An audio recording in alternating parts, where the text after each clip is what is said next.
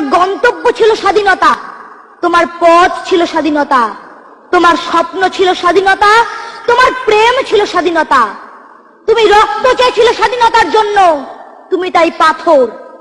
যারা স্বাধীনতার আড়ালে চেয়েছিল গদি, চেয়েছিল সিংহাসন, ইংরেজদের ছেড়ে যারা লুটের রাজ্যপাট, তারা রইল সুখে। ভারতবর্ষের টাকায় তাদের সুখ, তোমার নয়। ভারতবর্ষের অফিসে আদালতে তাদের ছবি, তোমার নয়। ভারতবর্ষের সংবিধানে তাদের সই সাবুত, তোমার নয়। ইংরেজ গরিব মানুষকে পায়ের নিচে রাখত, আমরা বড় লোকদের মাথায় করে রেখেছি। স্মাগলার কিংবা ডাকাতকে জোর হাতে সভাপতির আসনে আহ্বান করেছি। ইংরেজ এদেশের ধনসম্পত্তি লুট করত, আমরা দেশটাকে বেচে দিচ্ছি।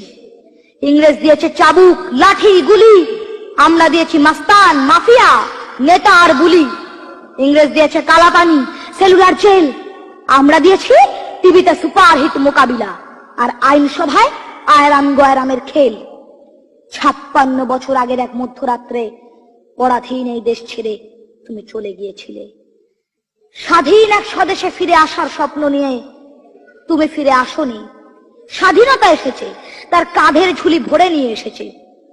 ভোট নামক রাজস্বযোগ্য, গণতন্ত্র নামক চিরায়ত মাৎসন্যায়, প্রগতি নামক লোক ঠকানো স্ট্যাটিস্টিক্স, সংগতি নামক বিস্ফোরণে চুরমার, ঐতিহ্য নামক মন্দির মসজিদের ঝগড়া, আর সমুদ্র হিমাচল ভরিয়ে দেওয়া ভাষণ, ভাষণ আর ভাষণ।